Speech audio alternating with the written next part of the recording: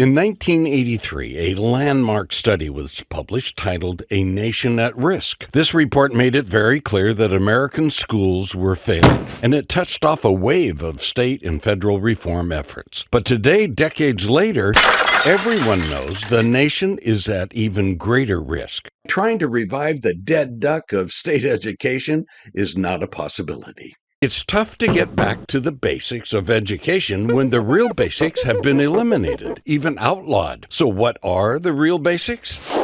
Let's start at the beginning. Planet Earth and everything in it belongs to the Lord. He owns the trees and stars and rivers and seas. It's all His stuff. The temporal and the eternal, the seen and the unseen, are His. This fact, this truth, provides a unified field of knowledge and a unified view of everything. Let's call it a uniview. I think we can agree this is basic Bible 101. Not only does God own the earth and everything in it, He created people for the purpose of managing it. God made it very clear in Scripture that humans are to rule over the planet. Let's understand that the purpose of education is to equip the next generation to rule well over this material world. I repeat, the purpose of education is to equip the next generation to rule well over this material world.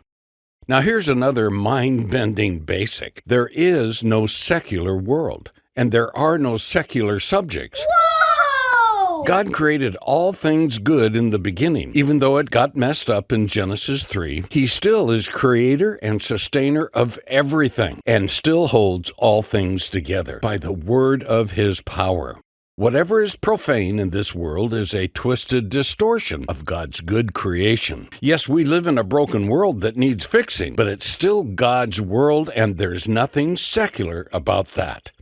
Show me a single place where the Creator is irrelevant, and I'll show you the so-called secular world. Show me any subject matter that can be divorced from its divine origin, continuing existence, and God-ordained purpose, and I'll show you a secular subject. But there is no such thing. I'm not as concerned about students in state schools becoming atheists as I am about students becoming dualists, with a split view of reality in which a so-called secular realm functions quite well on its own, where 98% of life happens, and so-called sacred spaces are confined to personal prayer or to what goes on in church on Sundays. They have no unified view of Christ's all-inclusive domain and their role in it. The biblical uniview has been forgotten. It's gone. It no longer exists in public schools, but since Christ's ownership is over all, how can He be irrelevant to banking, science, the environment, or the public square? This is what's called the sacred secular divide. It's a mental virus and can be deadly.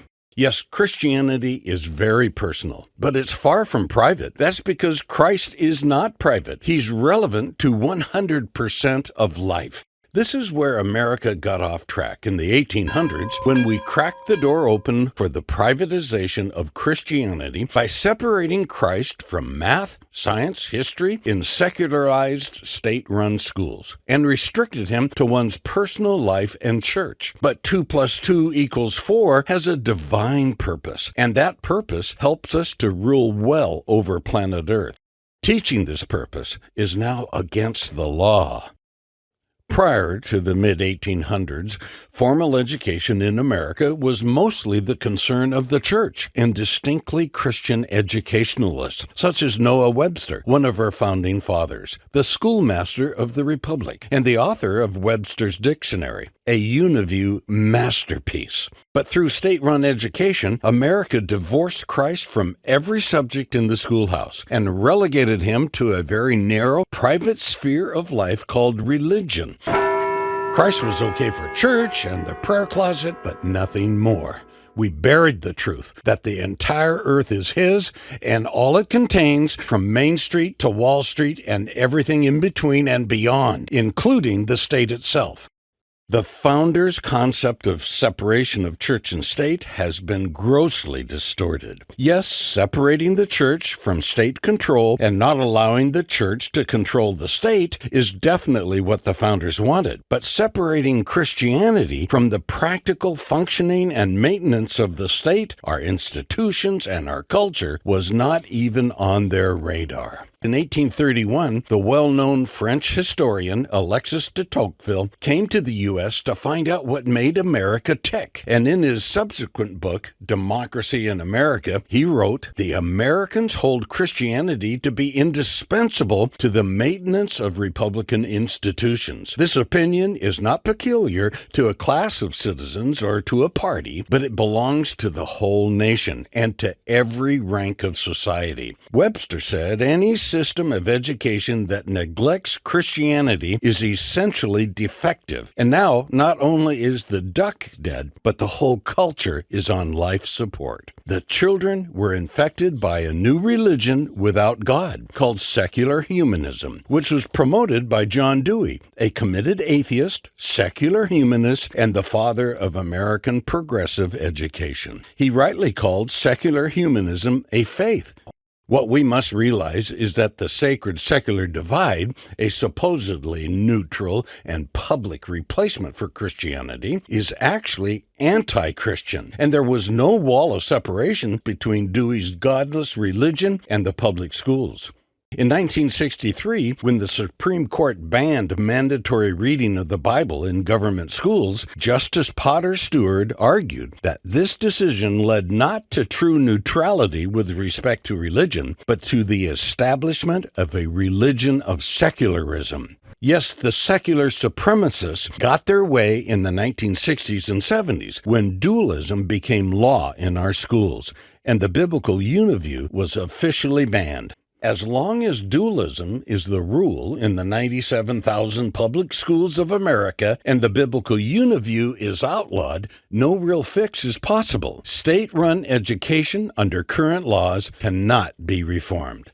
Yes, you can glue feathers on a dead duck all you want, but it still won't be able to fly. To be clear, I'm not suggesting a public school takeover. Those who want dualism can keep it. What we need is a path to restoring true significance to human existence. When that happens, education becomes a launching pad. It fuels young hearts and minds with purpose, full of meaning and significance that only an image bearer of God can know, and only a deputy on assignment can fulfill.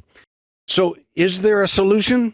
Oh, indeed there is. Churches can partner with families to create thousands of new learning centers all across the nation. There are roughly 350,000 churches in the U.S., which is 3.5 times the number of public schools. The infrastructure is already in place from coast to coast.